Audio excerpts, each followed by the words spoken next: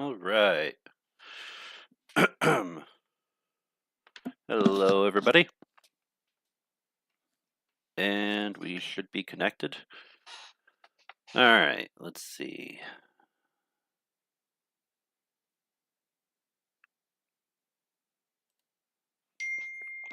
Welcome. This is Secular Sekai with Tridents Against Tyrants. And welcome to another stream. We today are going to be discussing a few news articles related to the future of warfare in Europe and what recent political events around the world could mean for the war in Ukraine and really potential for future wars, not just in Ukraine, but across the whole, across the entirety of the continent. Hi, Anna, I see that you're here. Good to see you.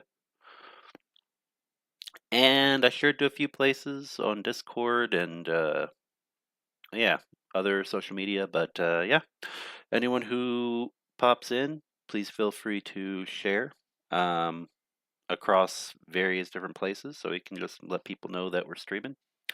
And without further ado, we'll jump into it first.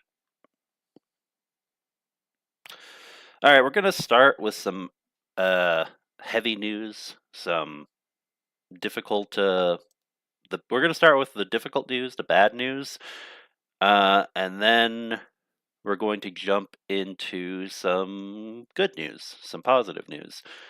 Um, let's see here. So, the difficult news is going to be a piece from CNN. And I don't want there to be any misunderstanding because I'm 100% in support of Ukraine. I want Ukraine to retake all of its lost territory. But I've said this in previous streams because we have to look at geopolitical realities. Many people still are hoping that this war will end with Ukraine taking back everything in this particular war. And while that is still possible, if certain scenarios come to pass, it's just becoming much more. It's becoming more and more unlikely, unfortunately, and that's the really unfortunate part. Because we've all been talking about this for a long time about the effect of Western inaction or, slow action, hoping not to escalate too much too fast with Moscow, really turning this into an opportunity, some even say, to destabilize and, you know, prime Moscovia for eventual balkanization once again, just like when the empire broke apart and when the Soviet Union broke apart. Um, and so let me go ahead and share this first article. But again, I want to preface it with I don't like reading this, and I wish that we had better news, but we're going to go over what we have to begin with. Exactly. Al Yorki, 1991 borders. That is the ultimate goal. And how to achieve that may end up being, I guess my point of saying this before we get into the news is many people have been aware of this, I think, but there was kind of this hope, a hopeful optimism that the West would do what was right to make it so that Ukraine could get everything back in this war and push Russia back, even more, even further. Um, but we are seeing now that this is an effort that likely will become multi-generational. We are seeing now that this is likely going to be a struggle that, just like Ukrainian statehood was for so many generations, multiple generations in the past to achieve it as a reality, taking back the occupied territories, the stolen territories, may become a multi-generational, uh, multi-generational, um, what's the word I'm looking for? Ambition, goal, end game. I hate that last one because it's not a game. All of this is war. All of this is stuff that has a very real effect on people's lives, and is something that, when too much time passes, ends up becoming either forgotten about by younger generations, or ends up becoming something that like demographics and geopolitical realities change over time. Regardless, let's jump into this first article so we can get on to the good news once we're done. And welcome Al Yorkie, Nate, and Cheryl Watley, and Mitch Ashdown.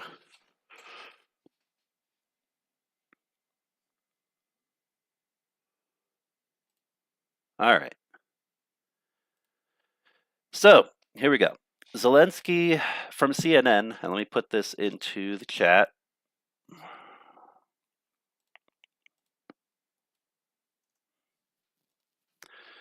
From CNN, Zelensky says Ukraine war will end, quote, faster under Trump presidency. Ukrainian President Volodymyr Zelensky on Friday said Russia's war in Ukraine will end, quote, faster when Donald Trump takes over as U.S. president. Speaking in a radio interview with Ukrainian public broadcaster, Suspilne, Zelensky admitted to a difficult situation on the battlefield where Russia has been pressing its advantages in manpower and weaponry. He said the war will end faster with the policy of this team that will now lead the White House, referring to the incoming Trump administration. This is their approach, their promise to their society. I take offense to that. That is not anything that Trump has promised. First of all, I consider to be BS, and a promise that could be broken, and not a promise to the entirety of the American people. He wants sycophants, he wants, loyalists, any promises he makes are only to the alt-right and the poorly informed MAGA loyalists he has within the conservative elements of American society. So not a promise to all of American society. Let me be very clear about that, because that man has made none that that man is incapable of keeping promises that actually benefit everyone. He only cares about himself. Zelensky stressed that, on Ukraine's part, we must do everything to ensure that the war ends next year through diplomatic means. Trump, who was elected for a second term earlier this month, has repeatedly claimed that the Ukraine-Russia war would not have started if he had been president.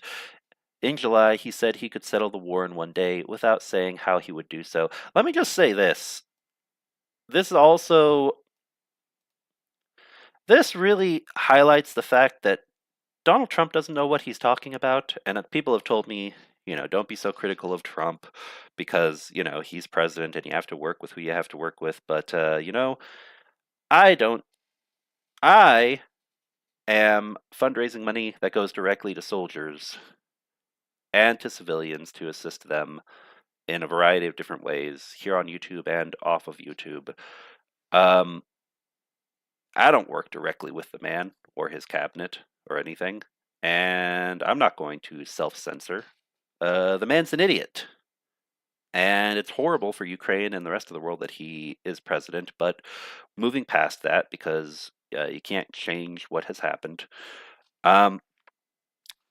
Basically, with this sentence right here, Donald Trump doesn't seem to recognize or realize, he doesn't realize that the war between Russia and Ukraine started way back.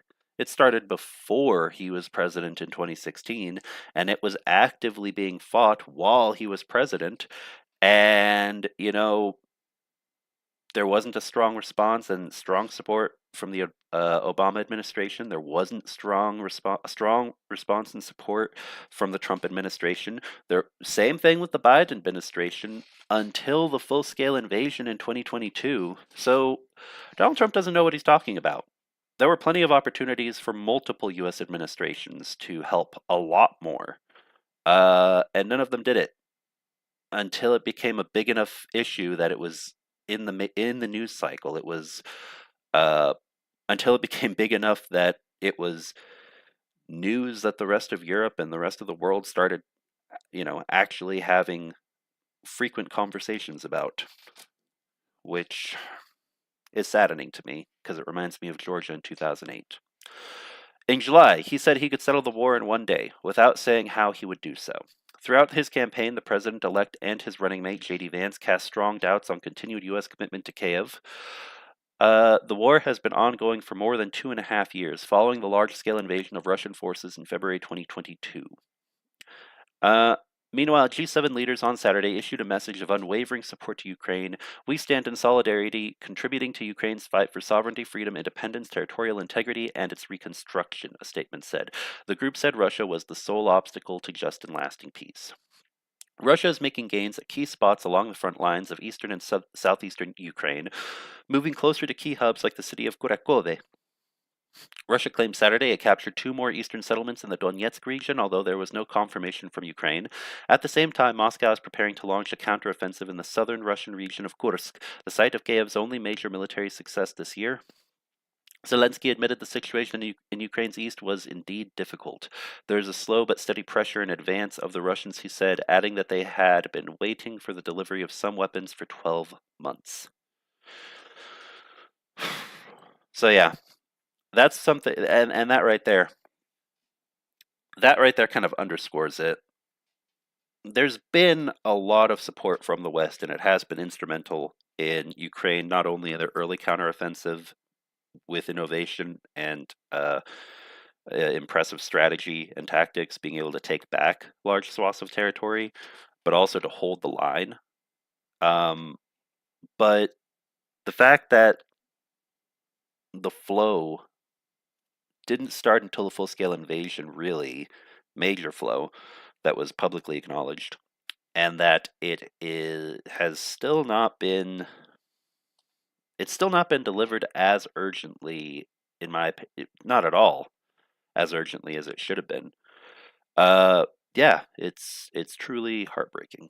It really is. I'm not trying to be a downer. I'm sorry. I'm trying to keep my objectivity while reporting this. It's just very, as someone who cares about Ukraine and Ukrainians, not being put in this situation again, potentially in another 10 or 20 years, it's something that it's something that frustrate isn't even the right word. It deeply disturbs me. However, the Ukrainian leader highlighted that Russia's advances had come at a heavy price for Moscow's forces, saying they were losing up to 2,000 men per day. These are terrible losses, he said. They cannot keep advancing with such losses. A phone call on Friday between German Chancellor Olaf Scholz and Russian President Vladimir Putin drew criticism from Zelensky, who accused Scholz of opening a Pandora's box that only works to undermine efforts to isolate Russia's leader.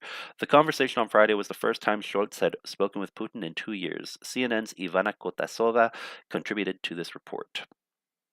So, yeah, basically, as I've mentioned before, anyone who's listening, no matter how this war, whatever the outcome might be, we're of course going to cover other parts of the world as we have.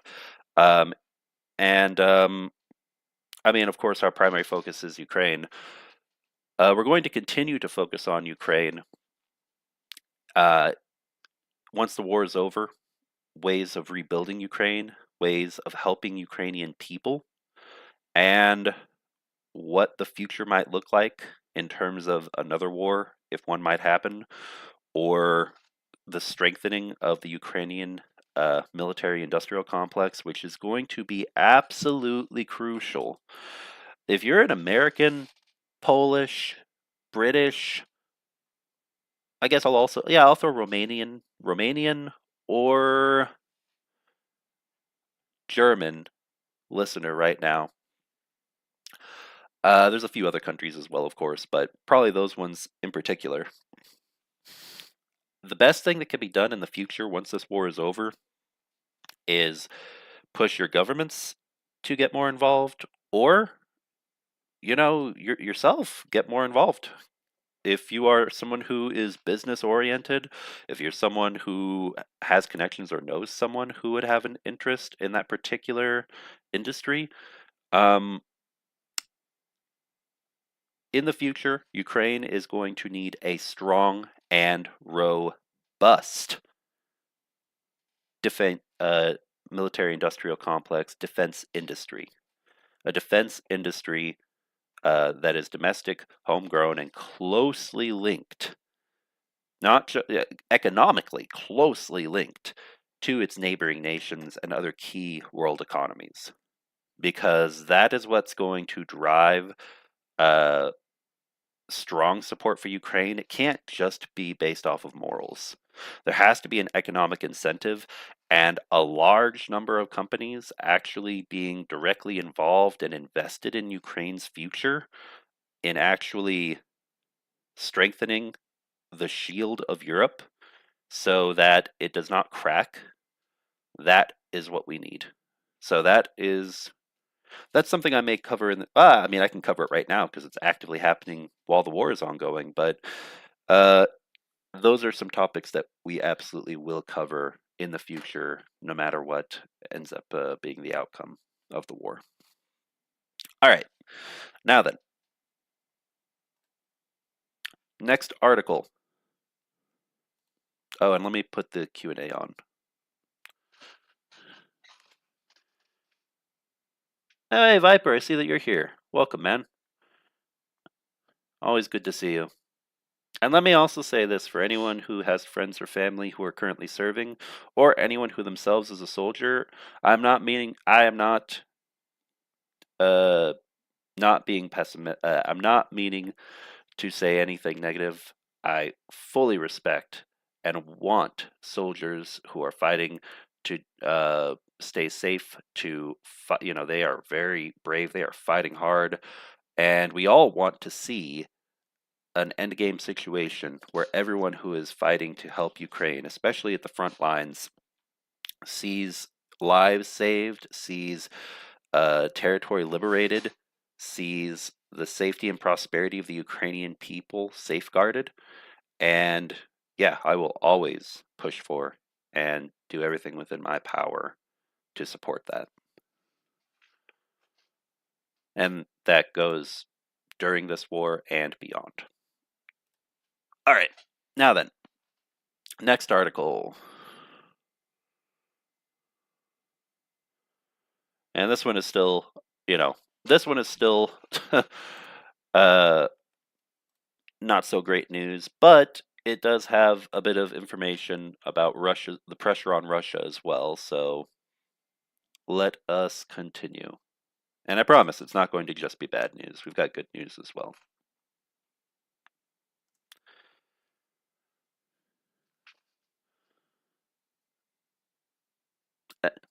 Thanks for popping in, Viper.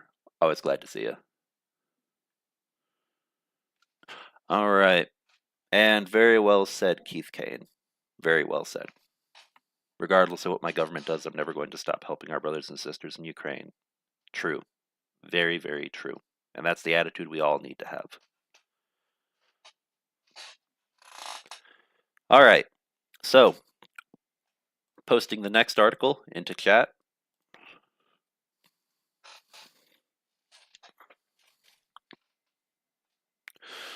All right. Analysis. Bad news for Ukraine across the front lines, but Russia is under pressure too. The bad news keeps coming. Wherever Kiev looks, Moscow seems to have the advantage. Russia is making gains at key spots along the front lines of eastern and southeastern Ukraine, while unleashing wave after wave of aerial terror against Ukrainian cities. At the same time, Moscow is preparing to launch a counteroffensive in the southern Russian region of Kursk, the site of Kiev's only major military success this year. Moscow has deployed nearly 50,000 troops to Kursk. Ukrainian President Volodymyr Zelensky says, numbers that were boosted by recently arrived North Korean troops. The Russians have the initiative across the front lines right now. They've successfully exploited tactical gains and and are reinforcing those tactical gains. George Barros from the Institute for the Study of War told CNN. Barros, who leads the Russian geospatial intelligence teams at the DC-based Conflict Monitoring Group, said that Russia's advantage on the battlefield makes it impossible for Ukraine to prepare for a possible counteroffensive. The Russians are the ones taking action and they're forcing the Ukrainians to respond. That's not a good thing because you lose wars by constantly being on the defensive. You just get boxed into a corner and you have to choose from a buffet of bad options, Barros added. The situation is particularly dire around Kupiansk. The key northeastern city is once again at risk of falling to Russia after it was liberated by the Ukrainians in September of 2022, following more than 6 months under Russian occupation. Kupiansk sits on the crossroads of two major supply roads and the Oskil River, which forms a major defensive feature in the area. Taking over Kupiansk, which would make it a lot easier for Russia to push further into the Kharkiv region. That would in turn put further pressure on Kharkiv, Ukraine's second biggest city that has been pummeled by Russian drones and missiles on a nearly daily basis. Russian state news agency TASS reported on Friday that Russian troops entered the outskirts of the city. Although Ukrainian officials insisted Kupiansk remained under full control uh, of their forces. At the same time, Ukraine is struggling to hold back Russian advances further south around the city of Kurakove, which has been surrounded from three sides for months. Earlier this week, Zelensky called the situation around Kurakove the most difficult area of the front line. But while Russia seems poised to take over the city in the coming days or weeks, Barros said this may not be a strategically significant loss for Kiev, as it won't significantly impact its ability to defend the wider region. Ukraine has put up a fierce fight in the area. Excuse me. In recent months, even though it has lost some ground, Kurakove lies some 40 kilometers south of Pokrovsk, a key logistical hub that has been in Russia's crosshairs for many months. By late summer, Pokrovsk appeared almost certain to fall, yet Kiev's forces have, for now, managed to repel Russia's advances there, forcing Moscow to redraw its plans. Barros said that the Pokrovsk situation is just one example of Russia's failure to achieve its own publicly stated goals. They were working towards trying to seize Pokrovsk this fall, but they have abandoned this operational objective, and they've actually started attacking in a different location. Barros said, "It's not just the Russians failing; it is actually part of a very stalwart Ukrainian defense." He added, "Since seizing Avdiivka in early 2024, Russia has only managed to advance some 30 to 40 kilometers deeper into Ukraine's territory. That is a very small advance given the huge cost to the Russian military. Moscow has lost about 5 divisions worth of mechanized equipment, amounting to many hundreds of tanks and armed personnel carriers in the Pokrovsk region in just the past year, according to the ISW's assessment of visual evidence from the battlefield. To lose 5 divisions worth of tanks and other personnel carriers over the course of a year to only advance about 40 kilometers, you can go and compare this to all the other major mechanized offenses of the 21st century and even the great battles of the Second World War. That's actually a really terrible performance," Barros said. Since the start of the full-scale invasion and despite the assistance from its allies, Ukraine has always been on the back foot when it comes to material and manpower. Russia has more weapons, more ammunition, and more people. Russian President Vladimir Putin's strategy still appears to be slowly grinding Ukraine down by outgunning and outspending it, and by wearing down its Western allies. Now, I want to say this. This that we're seeing right here, and here's a piece of the silver... I guess I'll say silver lining, because this is... anything that's a long-term beneficial gain for Ukraine after this war is done. I compare it to the situation with Finland in the last war Finland had with Russia, which was basically, not exactly the same, but similar to what we're seeing here. Finland lost territory. That territory to this day is still occupied and part of internationally recognized as part of the Russian Federation. In fact, the deep state map that we usually look at, it shows that those portions of Finland that are held by Russia from way back around the period of World War II. Finland lost territory, and Finland learned very quickly after a brutal war with Russia, where Finland did have some allies who provided some assistance, but a lot of that, they were fighting that war. A lot of it if I'm recalling my history correctly, on their own, there was not enough support. Finland learned really quickly after that, okay, all right, well, we still need allies, but we can't be just relying on just allies. We need our own domestic production. We need strong economic trade. And by that, I mean not just, trade is good. I mean strategic trade with specific countries where cutting off that trade would be detrimental to both parties, or where cutting off military related trade production capabilities or different trade agreements for uh, material and equipment would be harmful to both nations, or even if we're not talking nations, to key specific companies or industries that have a lot of weight, a lot of voice or influence in particular governments, or that are themselves very important and influential. That you know, imagine if uh, I can't. Damn, I haven't uh, looked at it in a moment, so I don't have any specific examples between Finland and the rest of the NATO countries. But imagine as a hypothetical if Rheinmetall, or uh, or if Raytheon, or some other major defense-related company that produces important components, important products that are used by not by the U.S. military or by the German military. Imagine if they had such close ties in Ukraine that losing those ties and losing that trade, not giving support, would potentially bankrupt them or let their competition, skewer them, eat them alive, and, you know, basically change the landscape of the business realities of DoD, of defense production in the country of origin for that particular company.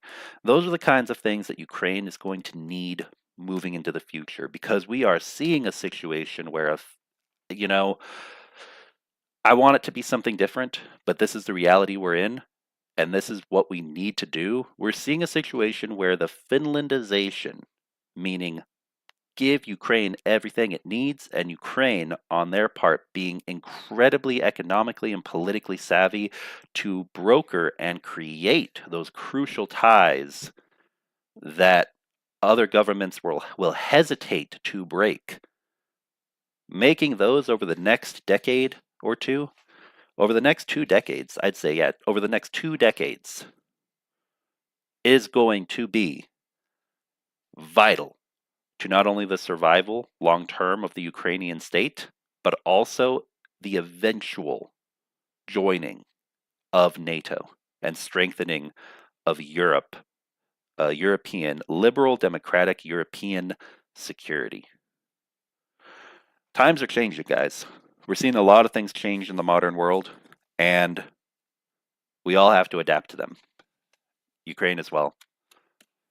And we have to do our part to make sure that autocracies and dictatorships like Russia, Iran, North Korea, are not able to get away with this bullshit when they work together.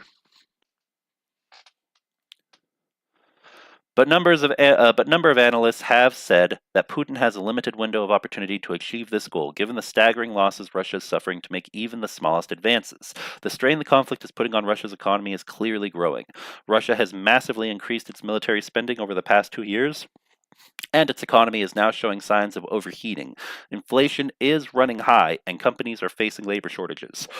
Trying to control the situation, the Russian central bank has raised interest rates to 21% in October, the highest in decades. And while Russia has many more people than Ukraine, it is suffering significant losses, and recruitment of new troops is already a problem. Last time the Russian military introduced a partial mobilization, hundreds of thousands of men fled the country. The recent influx of North Korean troops into Russia will help for some time, but the material losses could be harder to make up for. Between the economy, the shortage of men in Russia, and losing the pile of vehicles that the Russians require for their current style of warfare, these are strategic resources that are going to impose serious problems on the Kremlin if the current tempos hold for the next year, Barros said. This is true, but that's been true for a long while. The reality is that any loss of materiel, Russia will eventually replace it. They're going to be, not just Ukraine, but Russia as well, whenever the war is over, is going to be pushing hard to be like, the war is over. Now we can do business again. The real, and I don't have faith in all of the democracies, all of the Western governments to actually do this. The real test of isolation for Russia is going to be when the war is over, how many governments actually choose to remember what happened to Ukraine and say, no, no, we're not doing business with you, Russia. And more importantly, we're not going to turn a blind eye to the black market either. We're going to crack down and continue to, like, the economic war will continue to be waged. I hope that we see that, but unfortunately, people have short memories sometimes, and only time will tell which governments are actually friends to Ukraine in the long term when this is over, and which ones just see it as business. Uh, yeah, and I hope to see particular countries actually choose to do what's morally right, morally and strategically right, for not just Ukraine but broader freedom and democracy as a whole. Whether Ukraine could take advantage of these problems will depend mostly on the willingness of its allies to continue to support it, and the return of the former President Donald Trump to the White House certainly puts a major question mark over that. Zelensky this week said that the war will end faster once Trump returns to the presidency. If the international Western coalition, including the United States, keeps backing the Ukrainians for the next maybe 12 to 16, 18 months, there will be opportunities to really disrupt the way that the Russians have been resourcing this war, Barros said. They can decide whether the Russians win or lose. So, it all comes down to that.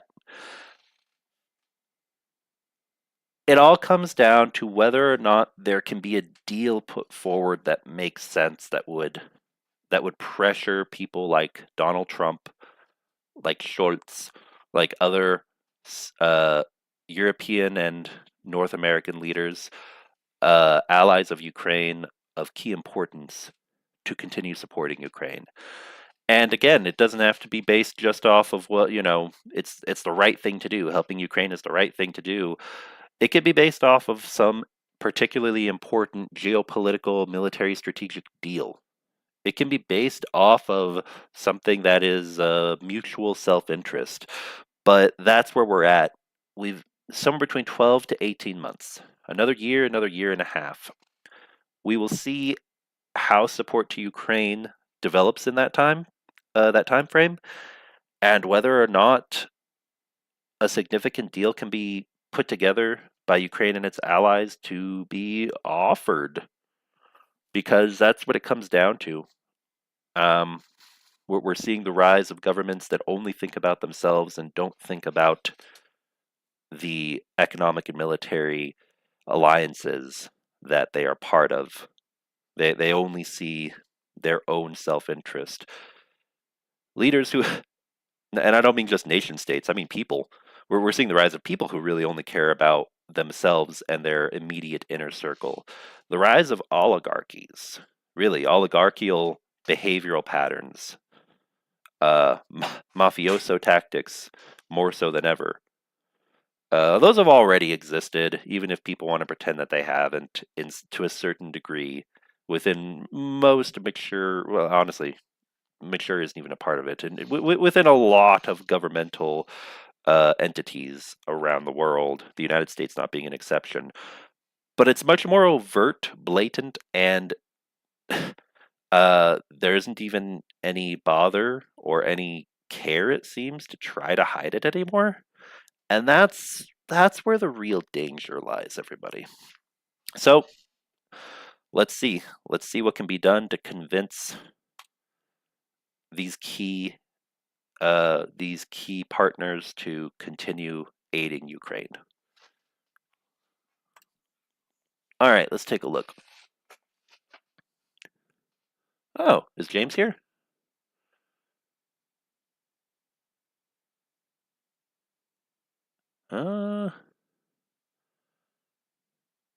See you, Viper. Glad you were able to stop by for a sec, mate. And I guess James was here, but I don't see his commenting chat. But if he was, glad to see you. Thanks for popping in, man. Operator Starsky's snail theory still holds true. We're on day 997. A garden snail can move 84 centimeters per minute. That's 1,206 kilometers in 997 days. In Donetsk, Russia has advanced 34 kilometers in those 997 days. That's 35 times slower than a snail. This is true.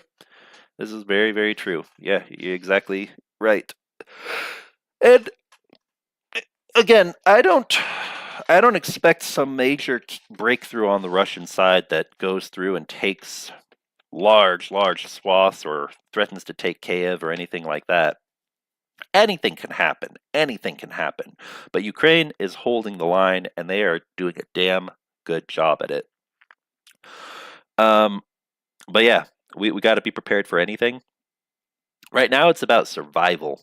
Ukraine, guys, we aren't out of the woods because put the occupied territories aside for a moment. The occupied territories may end up becoming a long-term goal, a long-term objective that goes well beyond this war. Honestly, similar to the situation a lot of countries have around the world, but most especially with regards to Russia. We have one piece of news we're going to cover later oh, actually, I already switched over to it, I guess.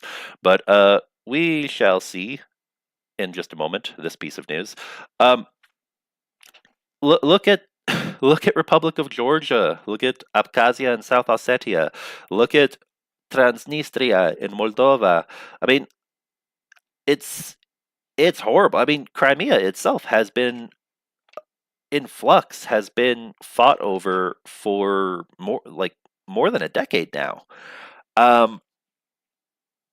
It sucks, but for all of these countries, for Moldova, for Republic of Georgia, for Ukraine now as well, because the opportunity is beginning to pass for more territory to be liberated during this particular war. All of these countries have been forced into situations where they should have their territory back. They should have their land back. The resources and the lack of occupation by hostile forces, Russian forces on their borders, within their borders. But yeah, unfortunately, we're seeing a situation where for all of these countries, it's taking a long time, and yet at the same time, their governments haven't given up. I believe that the Moldovan government does have a plan and a desire to take back Transnistria eventually. Not right now, because doing so right now would be detrimental for them for a variety of reasons, but there is a plan to take back Transnistria. There is a plan to, as we speak right now, being formulated to one day eventually take back the occupied territories if it does not happen in this war. Again, I don't want to discount the fact that maybe something unexpected happens and we do see something work out in Ukraine's favor to take back more of the occupied territories. But putting that aside, a long-term plan to take back the territories, it will be in place. Might not be discussed in the news all the time because, long-term plans to take back territory held by an evil empire that likes to invade and commit war crimes against people, you usually want to keep those quiet for national security reasons. And then with Republic of Georgia, I'll be honest, with Republic of Georgia, I don't think they have a long-term plan. I think their long-term plan, much more so than Ukraine or Moldova, is just about survival. Republic of Georgia is in a really difficult situation, similar to Armenia. I don't envy the situations that members of either of those governments have to account for in their future. Kind of like Mongolia. Those are probably the three countries. Brief aside, those are the three countries that I worry about the most moving into the future with regards to their freedoms and their democracies. Republic of Georgia, Armenia, and Mongolia. All three of them are in horrible situations. Their geographies and the realities of how isolated they are, they all three of them are working hard to survive and not be carved up by by hostile neighbors, and it's very unfortunate. Anyway, let's continue on with the news because I went on a little bit of a rant. My apologies. All right, from Reuters.com, a bit of good news related to Republic of Georgia, actually.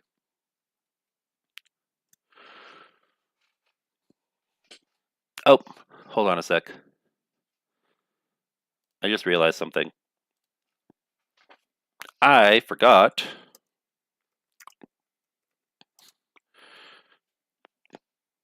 to hit the start button for Q&A. And that is on now, so if anyone has questions, feel free to put them in the Q&A. And before I continue with this, actually, let me check and see if there have been any questions in the chat or anything.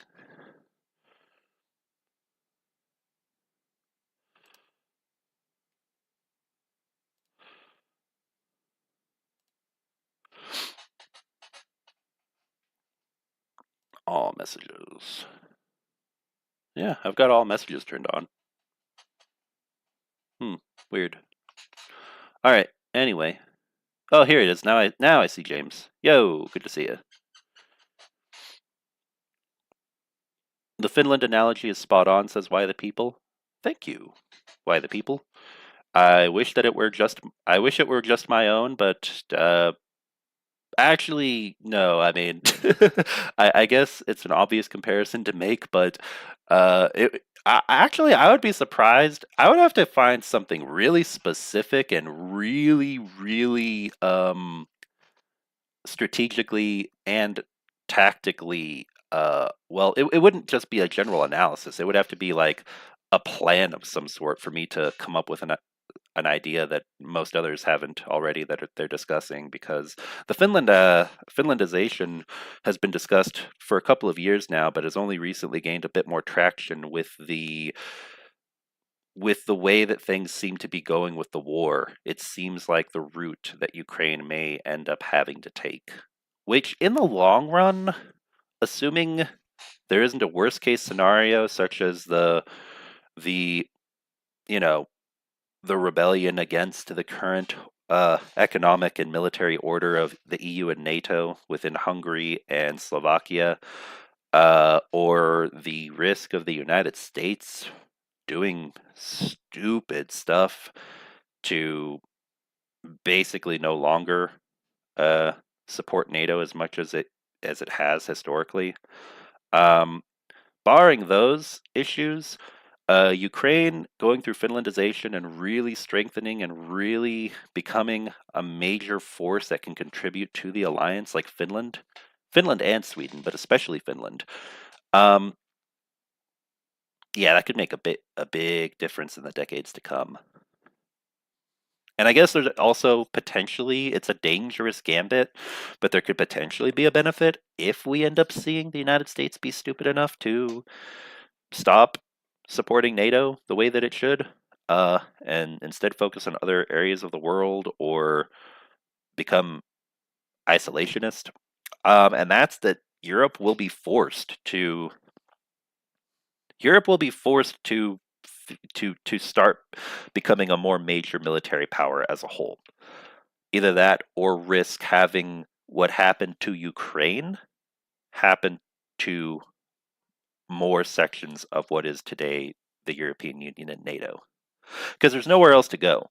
The only other place other than Ukraine for Russia to invade again in a future war would be Republic of Georgia, which I think might eventually happen, but also it might not. I mean, Belarus hasn't been invaded, and they're basically a part of Russia, sadly. Um, Republic of Georgia just becoming politically corrupt enough to be a fully compliant Russian puppet, I think that's much, much more preferable to the Kremlin. Just turn Georgia into a little mini me Russia, like they did Belarus, um, which would be absolutely heartbreaking. And I really hope that does not happen. Anyway, getting back to the topic of Republic of Georgia, because I don't see any questions yet. Yeah, I think I'm good. All right. Anyway, getting back to the topic of Republic of Georgia. Protesters demand leaders ouster in Russian-backed breakaway region of Georgia, the country, not the U.S. state. Item. Oh, here we go. Abkhazian leader under pressure to quit pledges to keep working. Protesters storm parliament and presidential administration. People rally against deal with Russia. Russia says it is following crisis with concern.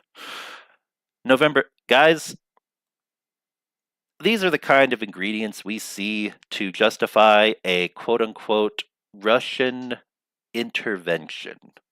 You know, the concern, following the crisis with concern. This is the same kind of rhetoric and bullshit that Russia says before they decide to launch little green men into Crimea in 2014, before they decide to attack Republic of Georgia and occupy, quote unquote, assist uh, independent separatists in Abkhazia and South Ossetia in 2008, while the rest of the world, including the US, is way too distracted by the global recession. And Russia itself is also, reeling from it. These are, I mean, it's good to see people pushing against closer ties with Russia in Abkhazia, but I mean, yeah, we'll see what happens. Pushing against Russia without having a good plan in place to do so is not a good idea. You need to have a good plan. You need to have weapons, and you need to have economic, not just military weapons, economic weapons that you can use in order to put them into a stranglehold, because that's a big part of what's fucked Russia, like really screwed them over both times they collapsed. The empire, bankrupt as hell. The Soviet Union somehow thought that they could be part of the global marketplace, but also reject capitalism. You know, made a lot of stupid mistakes. A lot of people starved. A lot of people suffered. Economy was shit. So yeah, that's part of that's kind of part of the key strategy against Russia. Learn how to wage war on them economically at all times. Don't pretend that it's going to get better, because it's not. Unfortunately, with all the Russian governments we've seen over the centuries now.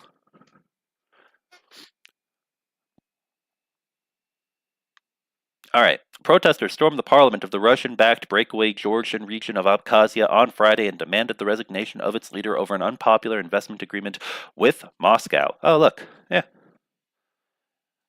Yeah, fiscal, economic reasons. Interesting.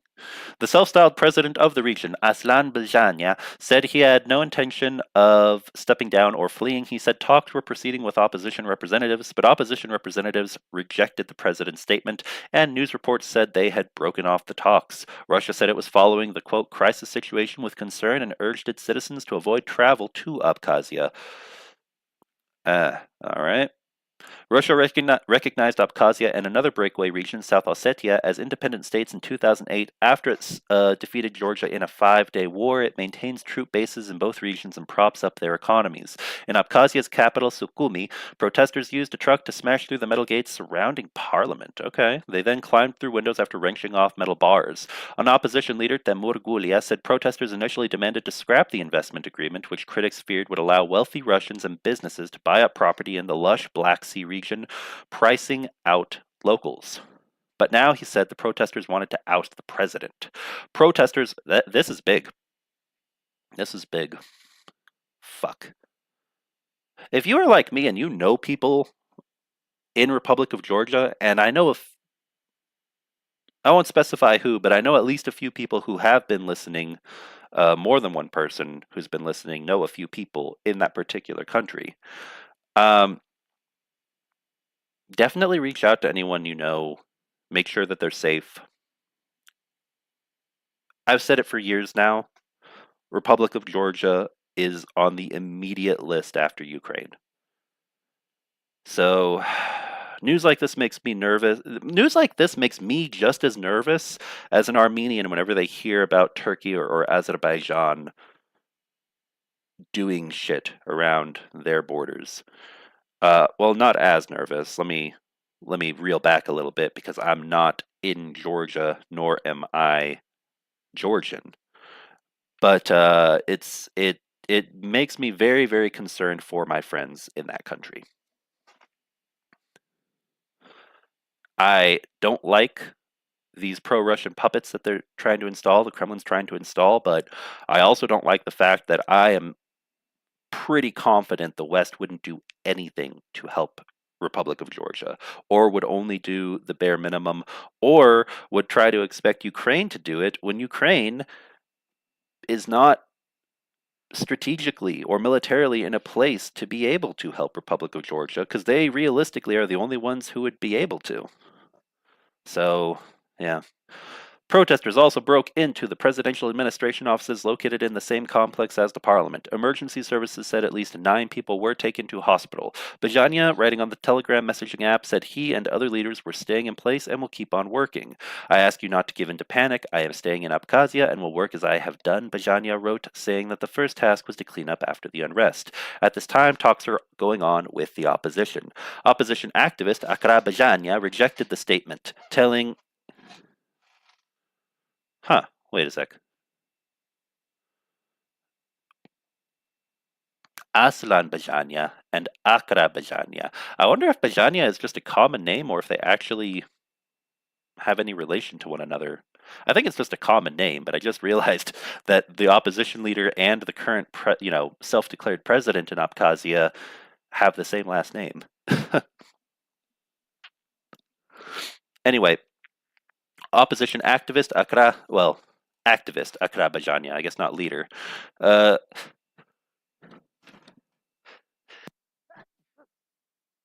Excuse me, had to sneeze for a sec. Rejected the statement, telling Reuters the president had, quote, lost his legitimacy. His refusal to resign today does not change anything. Talks broken off. TASS news agency, don't trust this shit. If you are familiar with what this is, TASS, this is a Kremlin puppet. This is a Kremlin talking piece. Propaganda of the Muscovite government. Anyway, let's see what TASS had to say. TASS news agency quoted opposition representative Kan Kvaratskhelia as saying all talks had been broken off. President Bajania's office later said the president, a former chief of the state security service who became head of state in 2020, was in his coastal home village of Tamish. I'm very interested if Reuters is willing to quote or talk about what TASS news agency has done. Reuters tends to be a little more center-right to right-wing in some of its reporting that's political, but it's also very business-oriented, so I'm curious what Reuters' thoughts are on TASS or different reporters for Reuters. Interesting. President Bajania's office later said the president, a former chief of the state security service who became head of state in 2020, was in his coastal home village of Tamish. Another opposition leader, Eshoka Kalia, told Reuters the protesters would not leave the government complex until Bajania agreed to resign. The presidential administration said in a statement that authorities were preparing to withdraw the investment agreement. Olesya Vartanyan, an independent regional expert, said the crisis was the culmination of mounting Russian pressure to get more from Abkhazia in return for its financial support. This isn't the only reason, guys. Guys, do you want to know why I'm talking about this? A lot of you might be watching right now and asking, why is he talking about Abkhazia and Republic of Georgia? We're supposed to be talking about Ukraine. It's because this is linked to Ukraine very, very closely. The reason I say that is, oh, hold on. Do I still have? Am I connected? Yes, I believe I am. If you can still hear me, give me a plus plus in chat, but I'm going to keep going. The reason why I'm discussing this, and I want to highlight the financial investment of Russia into Abkhazia, is because Russia has opened naval ports. And I don't just mean for trade, I mean military naval facilities in Abkhazia. If we look, okay, perfect. Awesome, you can still hear me. Thank you. If we look at a map, in fact, let's look at a map right now. Let's go to the deep state map.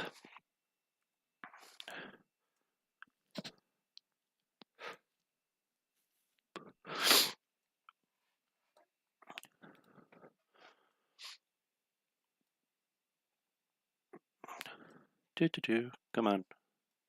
Here's Abkhazia. Sukhumi, Abkhazia. Occupied in 1992 in a result of unrecognized separatist movement support, reoccupied in 2008 by peacemaker troops. So this has happened twice. Abkhazia is really important to the Russian dictatorship, to the Kremlin. And the reason why it's so important, oh, hold on. Yeah, I've got the map visible. The reason why it's so important is because, I mean, just look at this map. Whether we're talking about this current war right now or not, Russia, by holding this territory, completely dominates and has pretty much, it does. Russia has full control of the Black Sea. And the only thing, I'm sorry, the Sea of Azov. They have full control of the Sea of Azov in terms of military capability and projection. And then the Black Sea, it gives them a lot more. The occupied portion over here, just south of, come on, just south of Kherson, combined with Crimea, combined with their territory they already had right here, Krasnodar Krai and Republic of Adizia, combined with occupied Abkhazia, they've got control of a good half almost of the Black Sea like this. It still doesn't mean much unless they broker a good, strong deal or alliance with Istanbul in the future, because Turkey controls their only exit out of the Black Sea, really, for trade purposes, which is a big part of this. But yeah, when this war is done, in addition to trying to strengthen and build their military forces up again in the occupied territories, the Russians are going to use Abkhazia. Hold on, I got a message. Sorry, I had a message like there was something I needed to check, but I don't know what it was. Disappeared. No real. Anyway, all right. So my point being that even when this war is over, if things normalize and everyone are focused on the occupied territories and everything over here, and Russia, the warmonger, and they're rebuilding their strength, and Ukraine is rebuilding its strength, and both of them are preparing. Ukraine is Finlandizing, and Russia is imperializing and preparing to do more invasions and attacks. And what will the rest of Europe do for safety, etc. Over here, if this goes ignored, this is the perfect place for them to begin projecting naval power even further and have unexpected attacks that they can conduct against enemy nations, whether it's Ukraine or anyone else. And that's a major problem. And that's why, I mean, it's good news that they're pushing back. I just hope that this doesn't result in a war that tries to forcibly occupy and take all of the rest of Republic of Georgia. The Russians are paying them. They want something back. She said in a telephone interview, there's always this question, why are we supporting you guys when you're not even allowing Russian citizens to buy property there? And you see what I'm saying? It's about geopolitical military bases and strategy, but it's also about money. It's all about money at the end of the day, guys. Even control of the entirety of the Black Sea, or having the ability to strong arm their way into going through the Black Sea, it's all part of a long-term Russian strategy to make to make money, to gather resources. Capitalism. I mean, fascist capitalism, but still capitalism nonetheless. It's about being able to broker a deal with the Turkish and tell the rest of, Western Europe, suck it, we've got nuclear weapons, you're not going to do shit, leave our ships alone, and then pass through this little section right here with Turkey's permission to then make a shit ton more money selling to the rest of the world that doesn't care who they buy stuff from, who gets hurt. They'll buy Chinese, stuff from China, even if they're exploiting their own people. In sweatshops, they'll buy stuff from the United States, even if the United States is exploiting other developing economies across North and South America and causing a lot of trouble for their citizens. And they'll buy from Russia, even when buying those products has the blood of hundreds of thousands of Ukrainians on it, as well as Georgians, when we combine all of these wars together that have happened so far. And for those of us who are tired of seeing Russia continue to fucking do this, who don't want to see a stronger Russia with an even more robust economy instead of one that can be laughed at occasionally because of, because it's not been all that great historically, this can't be allowed to come to pass. Anyway, Al Yorkie, gotta go. Thanks for joining. Good to see you. Also owning the oil corridor from the Caspian region. Yeah, exactly. All right. Anyway, let's finish up this article. If Bajania fell, he would be the third local leader to be toppled in a similar way since 2008. Well, you see, yeah, there we go. So even if he does fall, doesn't really mean much, because what's going to happen? Is it going to be like a pro-Western Abkhazia? No, it's just going to be another guy who gets installed instead. I mean, yeah. Hell, even if the region were somehow held by Republic of Georgia again, it wouldn't matter, because Republic of Georgia has a Russian puppet installed in its government now. Vartanyan said Moscow's usual approach was to allow the periodic crises to play out and then strike deals with whichever leader came next. Every single Abkhaz leader after they got recognized by Moscow became sort of a hostage to Moscow, she said. When you come to power, you have to be loyal to Moscow, and then you have to find a way to cooperate. Most of the world recognizes Abkhazia as part of Georgia, from which it broke away during its wars in the early 1990s. Those wars were... A lot of people focus on the Yugoslav wars and all of the drama and the murder, the war crimes that happened in the Balkans. It was pretty bad in Republic of Georgia too, guys. Like, the Balkans and the Caucasus regions both were pretty insane in the 1990s.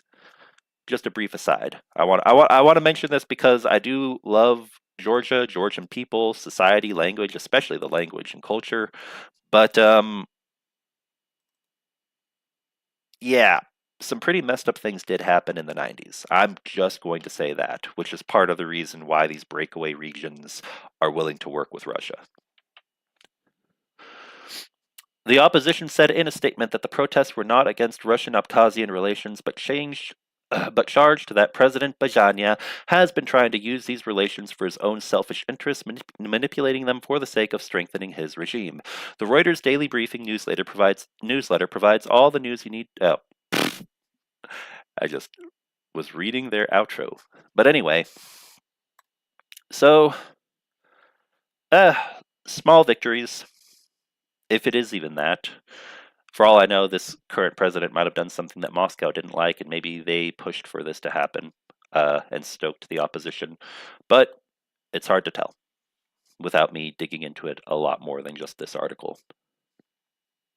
All right. Next piece of news. Come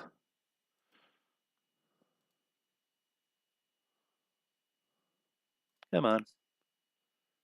If it'll load properly. I guess reader mode doesn't work for this. That's annoying. All right, well, hold on a sec. Let me see if I can fix this.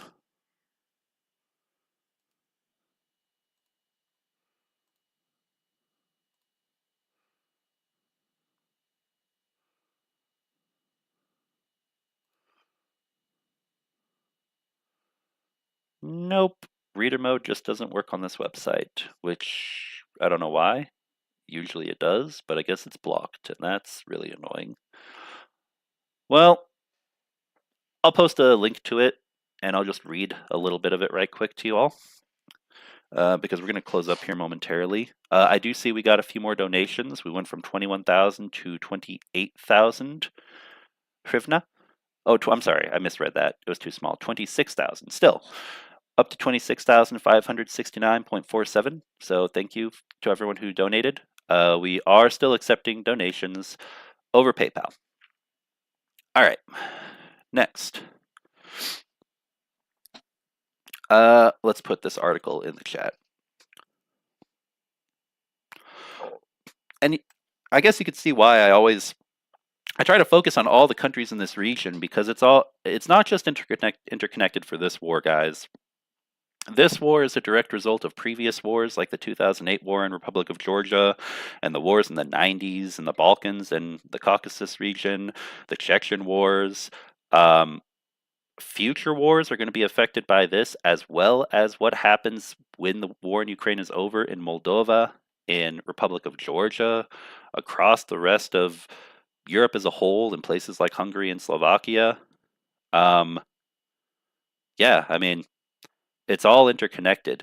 If we want to prevent future wars and make sure that democracy and liberty, freedom from Russian oppression, from any oppression, continues to be a reality or becomes a reality for these people in these places, then yeah, we have to look at the entire puzzle, not just pieces of it.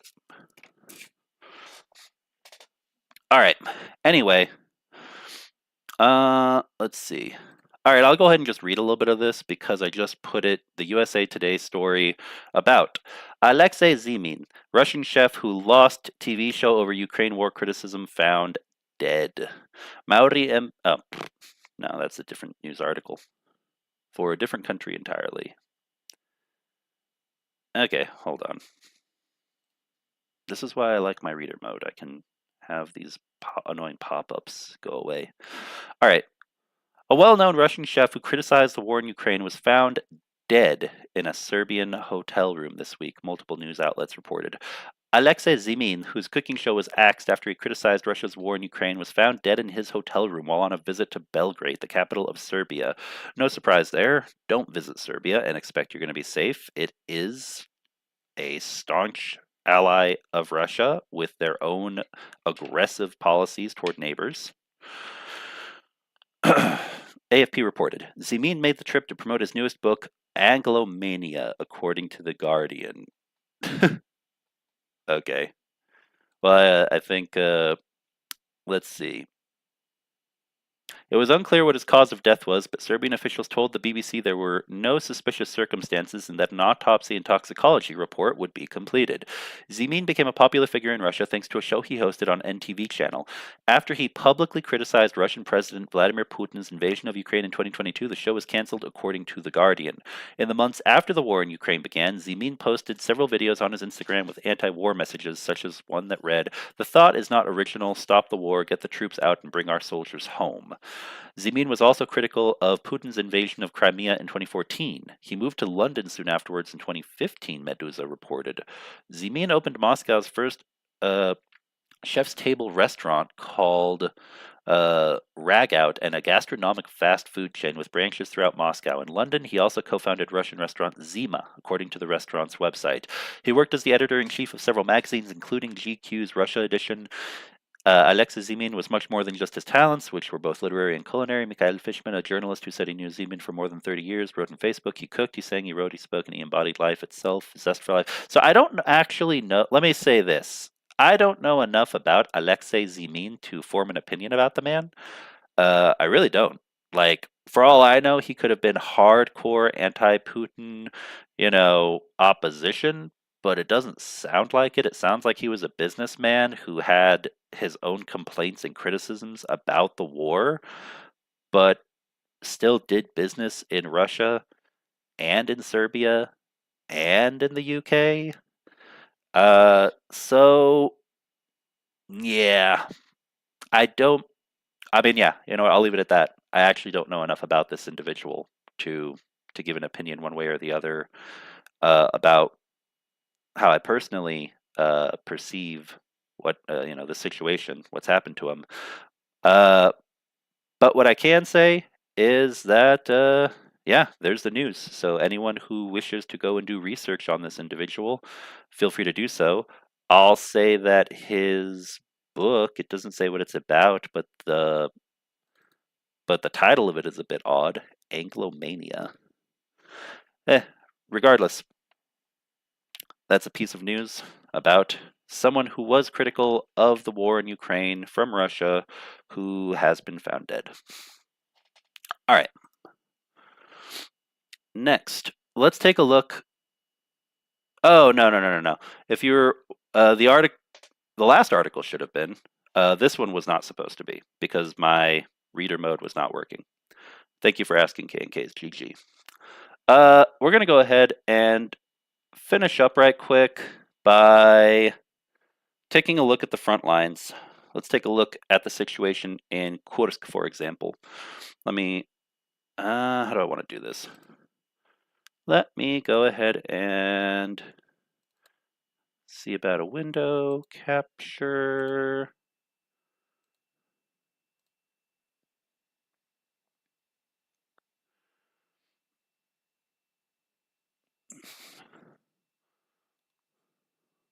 Come on, load.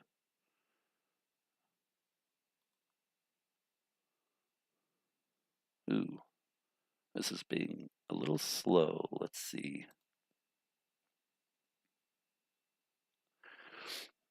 Okay, and let's see. Yeah, that works pretty well.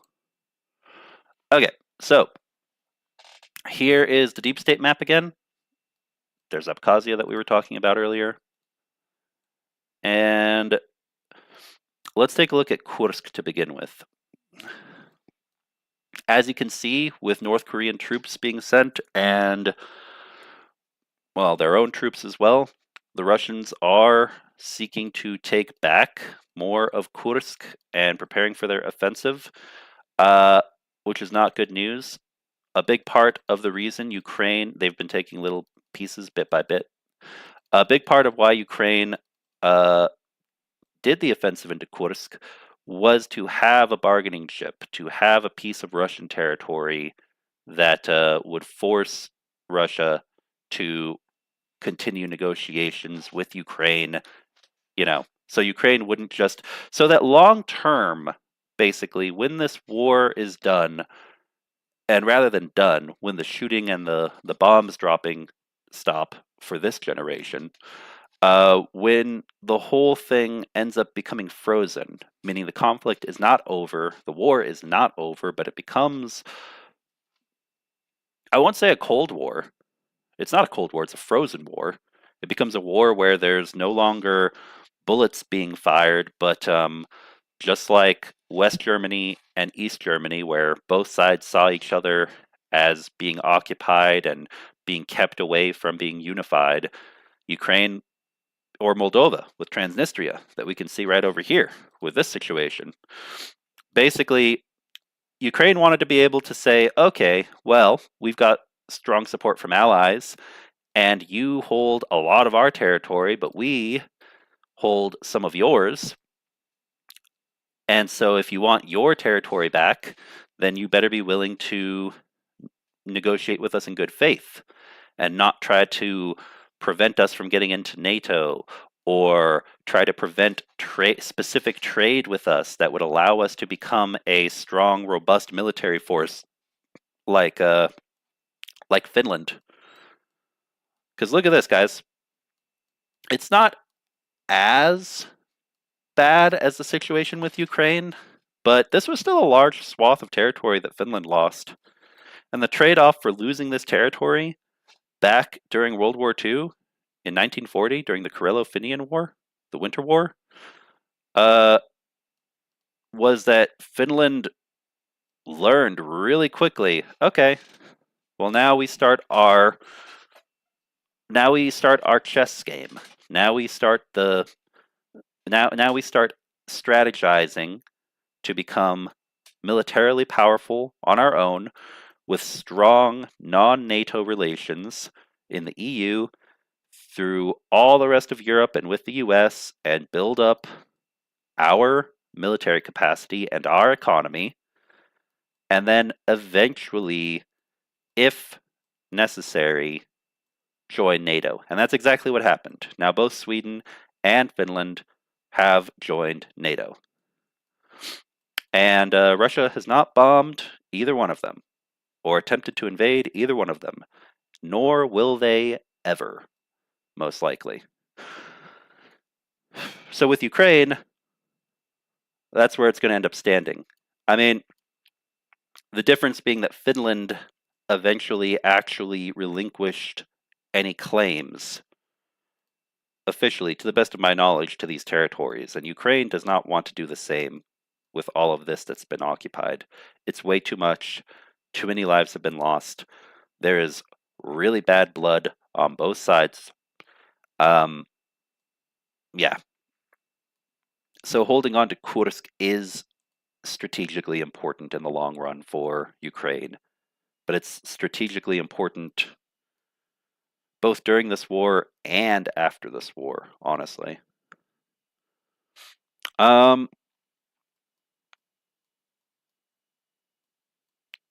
Let's see. No news from Chechnya right now, it looks like, that I can see. Oh, what's this? Or yeah. I do love the fact that they have added this, because I 100% agree. Orban's pro-Russian regime. Yep. Oh, man. I'm scared to pull this over to another continent, but let's see. Oh, does it not let me? No, it doesn't let me. It's only going to show me Europe and parts of Asia and North Africa. And I guess over here, the situation with Japan. That's probably for the best. Probably for the best. I don't want to see what opinions they would have on, like, North America. Okay.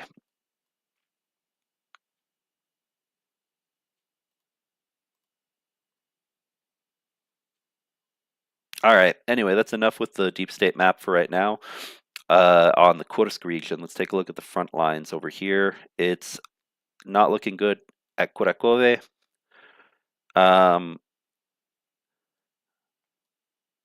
Luckily, nothing in Kherson, and this is very significant because, guys, Kherson, Odessa, and all of this coastline that Ukraine does still hold is crucial. This is important, not just for trade, but also for the future of Ukraine regarding any potential future conflict with Russia. Holding on to all of this is vital for, Ukraine needs to have ports that are available beyond just trying to import stuff and deal with all of the rest of these countries over here in Europe. There's still the issue of dealing with the Turkish government, but so far they have not, caused any major issues for Ukraine. Well, recently that I'm aware of. Following the war, hopefully there won't be any change in that, and Ukrainian ports for trade will still be able to get through that channel. All right. We still see liberated territories that are held here on the south. You can see that there are still sections of green that have not been consumed by the enemy's advances, so that's good. Holding the line across those riverbanks. In the east over here near Kupiansk and Kiev-Sharivka, it's becoming slowly but surely more tenuous. However, there is this river here. And just like with Kherson, this river will make it more difficult for Kupiansk to be fully surrounded. Unless The Russians cross this river and they get around to the back of Kupiansk or do the same from this direction. These rivers are actually helping quite a bit to act as natural defense barriers. So that is good news, combined, of course, with Ukrainians' own uh, defense structures that they've put around here. But yeah, it's not looking good, but Kupiansk is still holding. This whole area around here is still holding, and it'll take a while still, I think, before Russians would be able to make it all the way over there. So, and really threaten to take this city. So it's not all bad news. Still, though, still, we need to see plans for. Oh, and look at this. I think this used to be. I think this used to be a little larger. Ukraine might have taken a little bit of. Let me see. Oh, if it won't freeze. Let's see. Am I incorrect? This looks smaller than it used to be, so I'm not sure if in the past, maybe like a month or two ago, Ukraine maybe took some of this territory back up here. But yeah, these I guess have just kind of been stable for a while, haven't really changed all that much. It's mostly been over here on the eastern front that that Moscovia, the Russians have been trying to go over to Pokrovsk and trying to get over to Kupiansk. And Ukraine is holding the line. All right, let's move away from the deep state map. All right, so we're currently almost an hour and a half into this. So I'm going to go ahead and get ready to hop off. I need to take care of a few things. But let's see here. Don't forget about the half of Finland that Russia conquered 100 years prior. Oh, yeah, you're right. That's true. Well, and that is true, but if we're going to go that far back, then a lot of countries going back to the Russian Empire and then, the Soviet Union have qualms with the modern Russian Federation. After a certain point, you have to be within 3 generations, I think. If you go beyond 3 generations, because let's see here, a 100-year time period. Hold on, let me check something.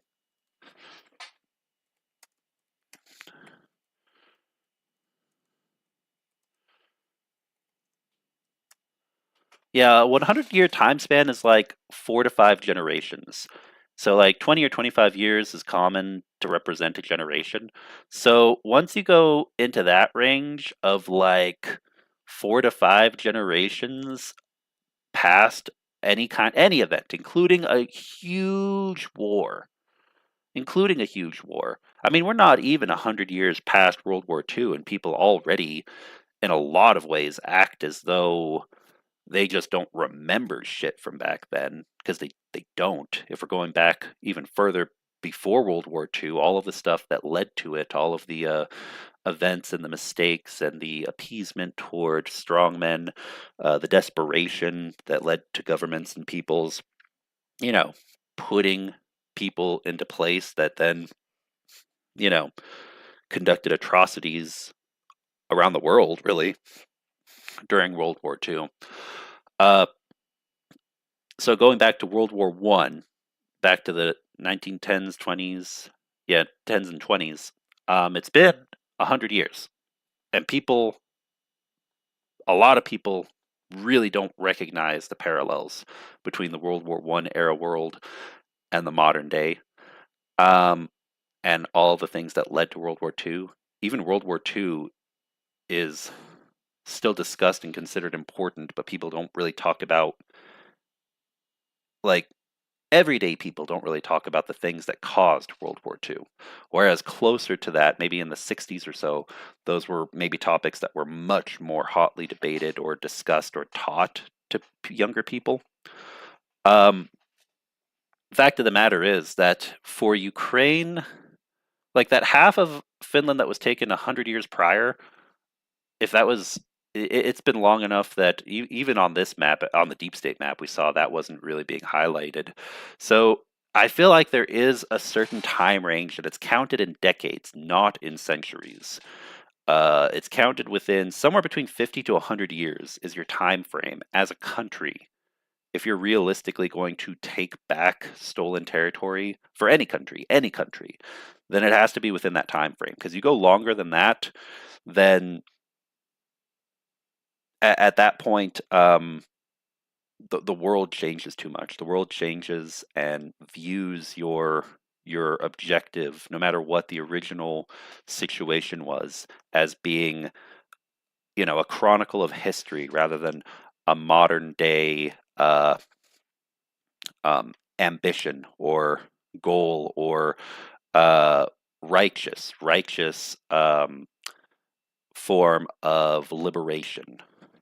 The more time passes, the more complicated it becomes, basically. Sadly. All right. Boycott every trademark that still operates in Russia, Unilever, Nestle, Pepsi, etc. Yeah, I don't. Lars brings up a very good point. And thank you for posting that, Anna.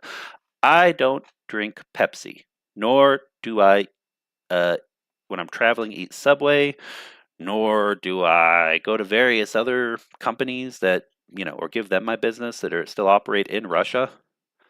I'll say this again. Economics are one of the greatest weapons to use against the Kremlin. And we need to have a united front against the fake Federation of Moscovia, because that is a big part of what will determine the future and whether or not more wars happen and whether or not Moscovia ever actually balkanizes and ceases to be a country anymore, just like the Soviet Union and the empire before that. It's always down to economics. Russia is a bloated behemoth. It's a sick man, and it continues to die and reincarnate again and again with the same. All right, but this time I'll be brutal enough that no one will stop me and everyone will leave me alone. Yeah. Anyway, it's not Kremlin, it's Kriminalin. Yeah, good. That's a good one. Yeah, unless there was someone of note in your lineage, you cease to know the people back more than 3 generations, nor can you imagine much beyond the generation after yours. Exactly. So it's probably about 60 to 75 years. Once a war is over, if territory has been lost, you have a timer, you have a countdown. And the sooner it's addressed, the better. The Russians know this. Guys, Ukraine got its independence in the 90s. Okay? In the 90s. It's been what, 2020, so 2014, and Ukrainian independence happened in 1991. Yeah, immediately after the collapse of the Soviet Union. So the initial invasion, the attack, the taking back of land that they saw as quote unquote rightfully theirs from the enemy side, from Moscovia's side, 13 years. They counted. They were aware. They didn't want to let even one generation go. So Ukraine needs to keep that in mind. The closer you get to 3 generations or more, the less likely you're going to be able to take it back. The next decade, let's say 2. Let's say 2 ideally as the maximum. The next 10 to 40 years. Yeah.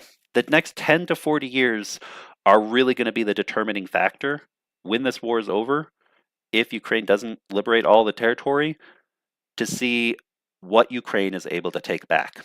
And it will require Ukraine being politically savvy, aggressive, capable, and finding some way to take.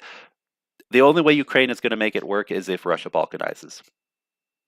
Ukraine will need to be smart, work smarter, not harder, and find ways to conduct hybrid warfare, not just hybrid warfare, but economic and political warfare internationally, globally against Russia in order to take back the territories. Because a only a Russia that somehow has a crisis that involves it not being able or willing to try to defend occupied territories would allow Ukraine to be able to take them back. That is the sad truth of it.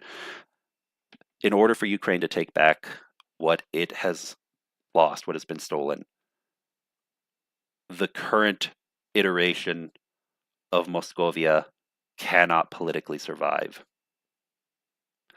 That is my opinion. That is my opinion. Which maybe a lot of people don't want to hear, but I do believe it's true. For Ukraine to be safe and to be whole again, Russia cannot survive politically. And that is what anyone who is an ally of Ukraine needs to understand and have the stance of. Just my personal stance. Others may disagree with me.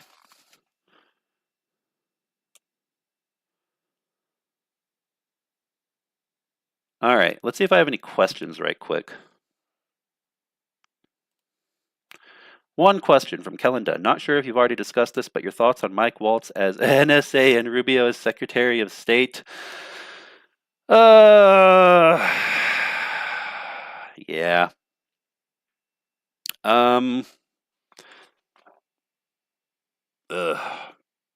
I mean, I'm sure many people have already. You've probably heard from many people, if you've been watching content about it, are just aghast and shocked and thinking this is going to be absolutely a complete and total shit show. I guess time will tell. We will see. I. Mm,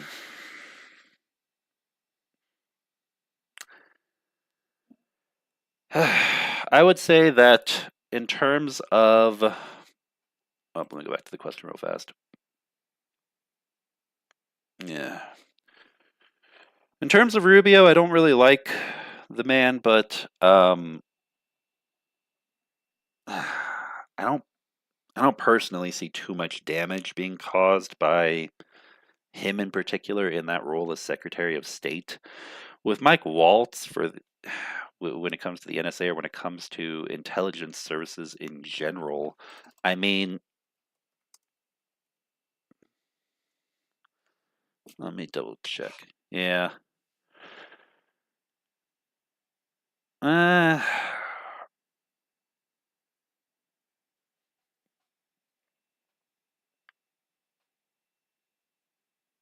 let me see. He.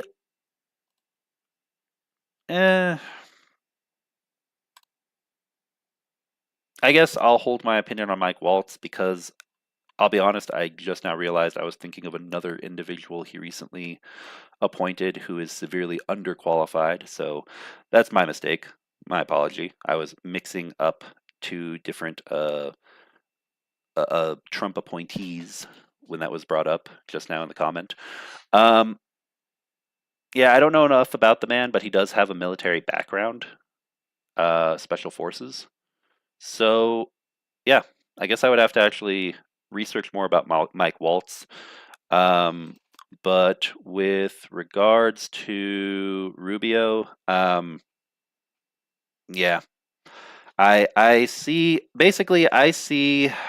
a situation where the United States as a whole is probably going to start doing a lot more business and legitimizing not just domestically, much more conservative state level governments, because obviously that's what they want with Donald Trump in power and to normalize a lot more of their positions, which they see as normal, and a lot of the status quo center left to, uh, American definition of left, just solidly left political positions on different topics, especially social issues, sadly.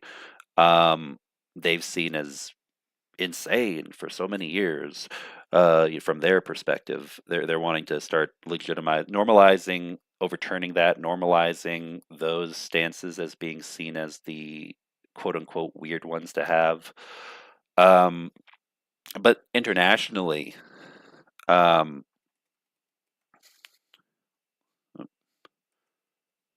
internationally, excuse me, for foreign policy decisions with Marco Rubio at the helm, I I don't know enough about the man's opinions about certain specific economies and political systems, but I could definitely see, especially since he's been at CPAC before and he's been praised so much by Trump and other American conservatives, I could see a lot more direct, visible ties and, handshaking public relations, PR events with Orban in Hungary. I don't see so much with Slovakia.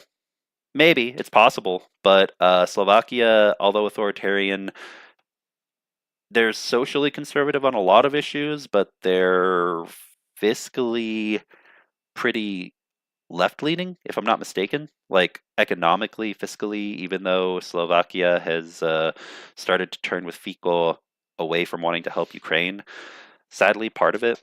Um, I don't see them having the same kind of street cred, if you will, as Hungary to like have a Marco Rubio visit to Slovakia, for example. That to me would be weird.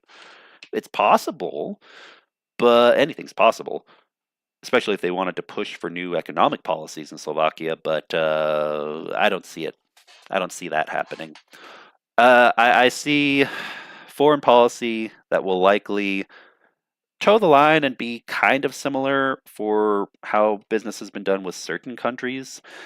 But then I see other countries that have kind of been intentionally kept at arm's length, brought closer to visibility with the US president and his administration, with Marco Rubio. Um, anyway, so I mean, I don't like that. I don't like that. So, maybe people who are more center right or even like really right leaning uh, would like that, but I don't because I'm more in the middle. I like a lot of people. You ever heard the term like socially liberal but fiscally conservative? I guess I would describe myself as socially liberal and fiscally centrist because I really believe that there are approaches. There are pros and cons to both a fiscally, far too liberal and a fiscally far too conservative approach to things. Um, I think there's a balance between the two that hasn't been held in a very healthy manner. For example, within the US economy, the US socio-political economic system, but it's still been maintained and balanced nonetheless to a certain degree, in a way that's been functional. Uh, and so yeah, like when I start to see things that might threaten to break that down, uh, for the United States or for any of its allies, I start to think, yeah, this isn't going to work out too well. Argentina should be one example of that from the far right and from the far left, economically speaking, fiscally speaking. Who's a good example? I guess Cuba to this day would be an example, although there's extenuating circumstances why they've got the issues that they have. But but yeah. Anyway, off topic. All right, thanks for a great question. I hope that answered it, uh, at least a little bit.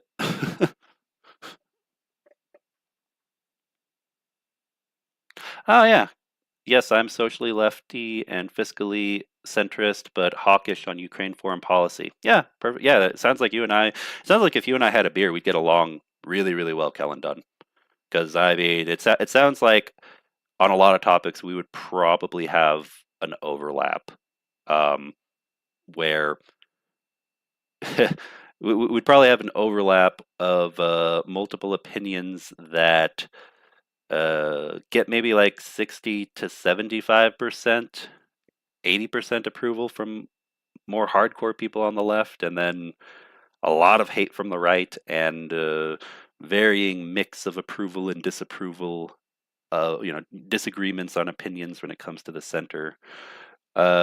centrist positions. So yeah, that's pretty cool. All right, Slovakia Fico is actually leftist. Yeah, exactly. Yeah, I see your comment here. Leftist but authoritarian. Yeah, exactly. Which is why it would be really weird for Trump or any of his administration to go there, because it's that combination of authoritarian uh but fiscally socially conservative, but fiscally well, let's not even say liberal. Let's just say fiscally to the left. Tulsi Gabbard is far worse than the worst. Unilever left Russia in October 2024. Oh, interesting. I'll have to look into that.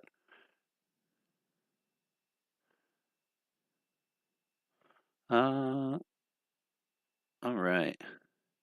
That's me, says KNK's GG. Yeah, oh, awesome. I'm glad that I'm not the only one then. Because I feel like sometimes when I talk to people, yeah. Sometimes when I talk to people, I feel like how many people really are like socially leave people alone and let them have their social rights, let them live how they want to live, but then economically it's like, I'm all for, you know, the working class and people, equality across society, but also hardcore socialism and communism obviously don't work.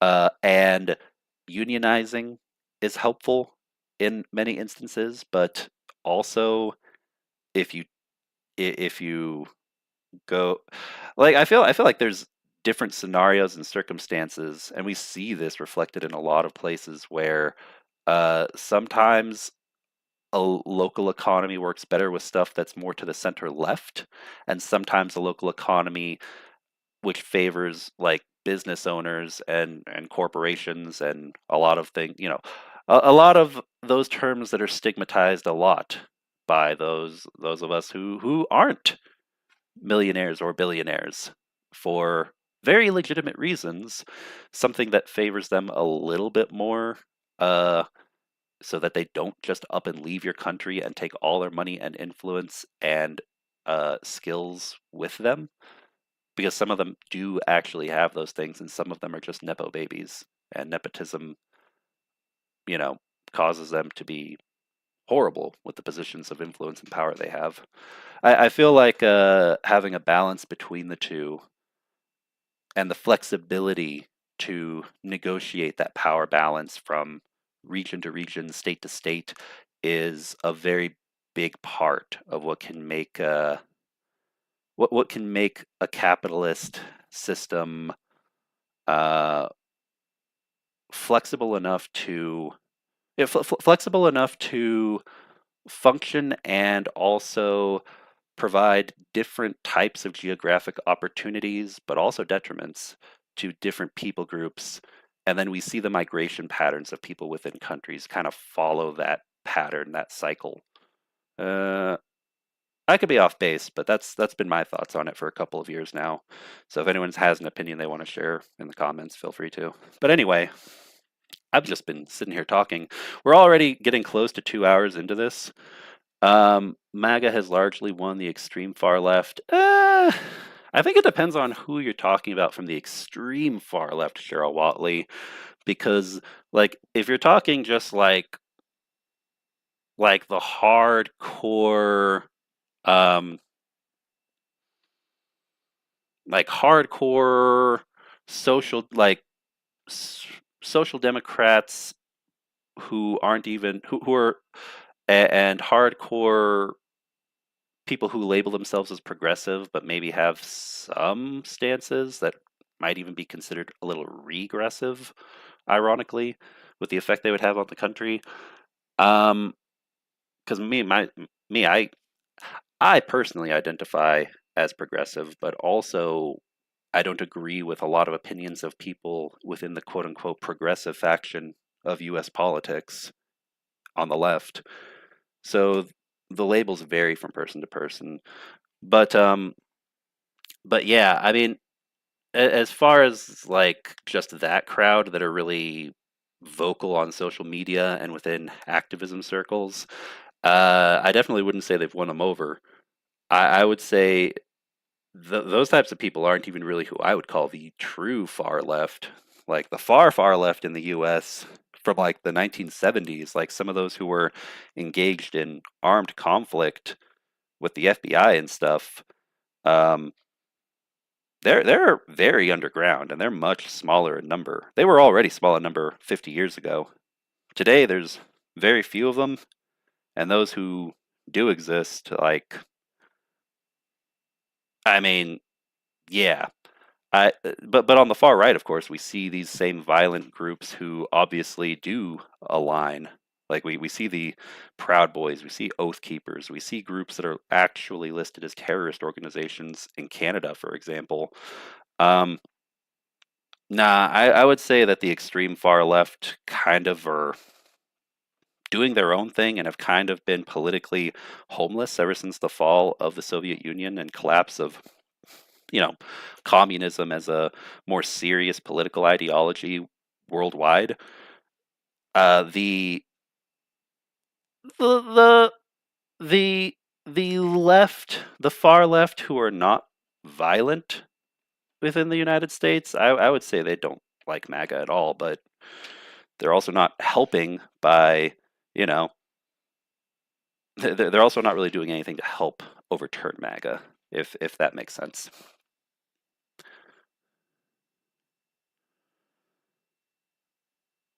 And many suburbs beyond that, governments only.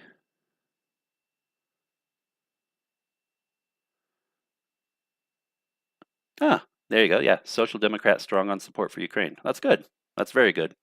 And you see, like, there's plenty of positive opinions and stances when it comes to supporters of Bernie Sanders, AOC, other people who fit that part of politics within the United States.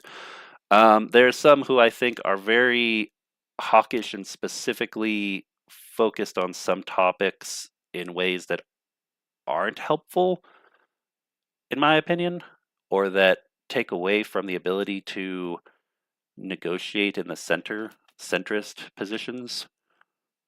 But yeah, like me personally, I don't have any uh, problem with Bernie Sanders, or I actually really like Ocasio Cortez. She's got a lot of really good stances and opinions in my opinion. Um, let's see.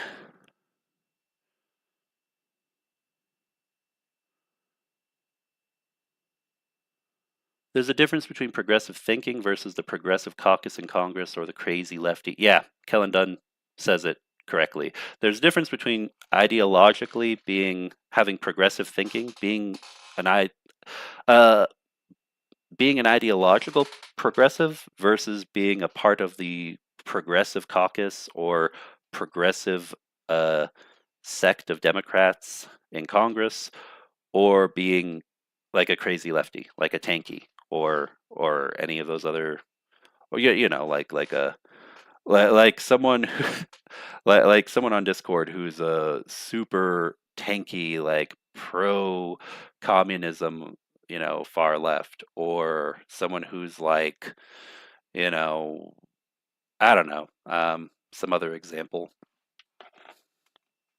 AIM still exists on reservation and is gaining ground against far right Nazis. Ah, interesting. AIM is is a very uh, interesting historical movement for anyone who's unfamiliar within the United States. And the history of it is very fascinating. Not just AIM, but groups that were influenced and touched on AIM in the 1970s, because they did a lot of AIM did a lot of good work, and then there were also groups that oh man, you know what, I guess the best example I could give would be um man, there was a lot of peaceful protest and a lot of good work done by AIM. There were also situations in some of the reservations that were very impoverished, where the whole situation became really crazy. The history is fascinating to pore over and research. Um, but yeah, I mean, I'm glad to hear that, because if they really are like really far right, like skinheads, or if they're pro-Trumpers who are like, we're gonna, like take this part of the land, or we're going to, install pipelines wherever we want, and, screw treaties and screw reservations, then, screw those people, because indigenous people have a right. They have a right to their land, especially land that is protected by treaty. Anyway, off topic. All right, let's finish up real fast. I think Pelosi mentored AOC and Jeffries. AOC is smart as a whip, trying to get things done.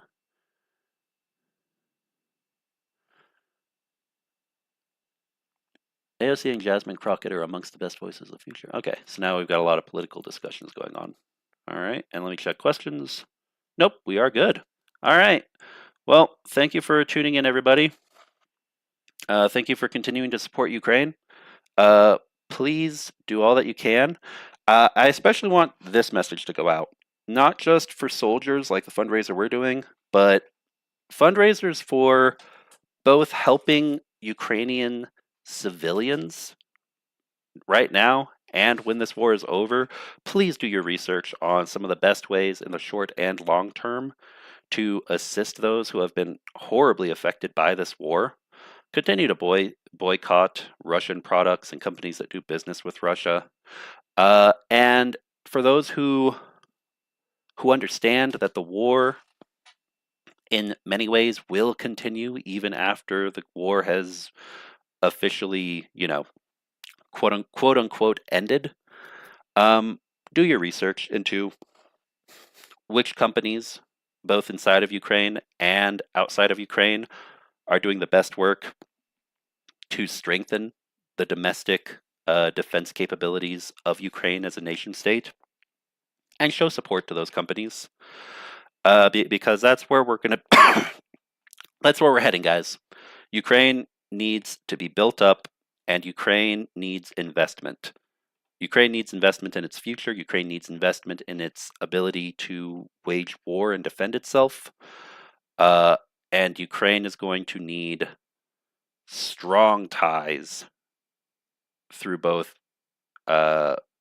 capital, through resources, human capital, and information sources across the entirety of the world, really, but most especially Europe, North and South America, and I would also say certain key areas within the continent of Africa because of Russian investments and long-term interests there. So do your homework, continue to stand with Ukraine. Thanks for being here, and victory to Ukraine. Slava Ukraini. All right, thanks everybody. Have a great day. And call your senators and representatives to support Ukraine no matter what. Our voices matter, and let them know that support to Ukraine means military support to Ukraine and their strength, their ability to defend their freedom as a free country. That messaging should never, ever stop, no matter what, now and into the future. All right, thanks everybody. Have a great day. Bye. Are you sure? Oh, hold on. Cheryl Watley has a question. Cheryl Watley asks, are you sure it is going to end just now? All they need to defeat Russia is 18 months more of sanctions and support. Cheryl, well, it depends on how you define defeat. Because first of all, 18 months more of sanctions and support has to be secured, which is still quite possible, even with the Trump administration. But that's just an estimate from the article we were reading. Russia is definitely weakening. Russia definitely has become desperate in a lot of ways, but there's no guarantee that Russia would actually be defeated in the sense that there'd be a major breakthrough and the territories would be taken back with 18 more months worth of fighting at the same level that's been going right now. Um, I mean, I would like for that to be the case, but we can't give an accurate time estimate for when that would happen. That's why we have to be prepared. Russia might be defeated in this war. It is still possible, but the geopolitical uh, the geopolitical cards are shifting, and it's becoming more of a situation like Finland's, which I hate to say, which I don't like. It pisses me off.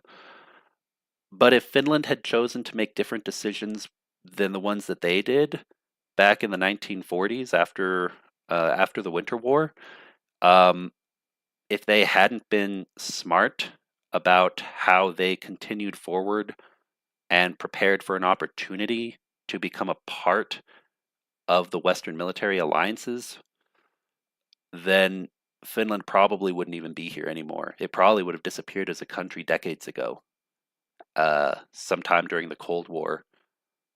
Finland probably would have wound up invaded like Hungary or Czechoslovakia did, and who knows how things could have played out back then.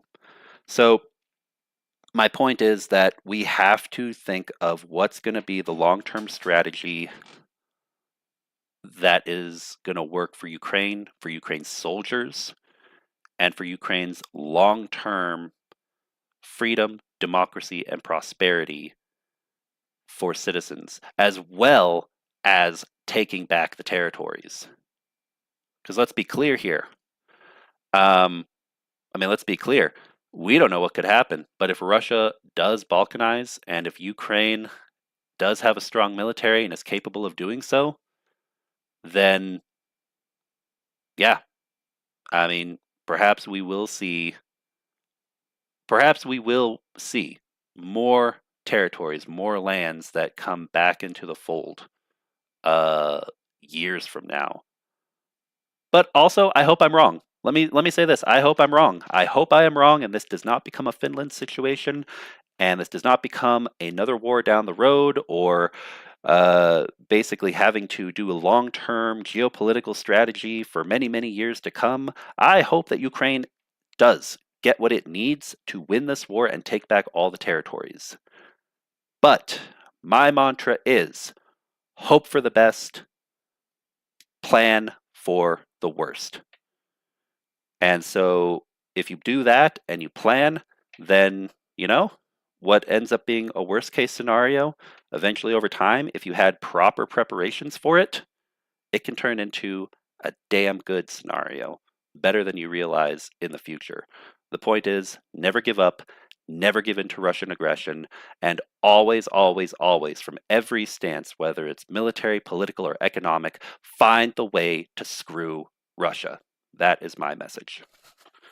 Thank you for being here, everybody, and have a great day. Economic defeat. Oh, and sorry, I didn't mean for that to sound aggressive. Like I was just trying to make a strong statement. But yeah, no, I agree with you. Thank you for asking the question, Cheryl. And yeah, thank you for standing with Ukraine. All right, now I'm really gonna go. Slava Ukraini. Bye, everybody.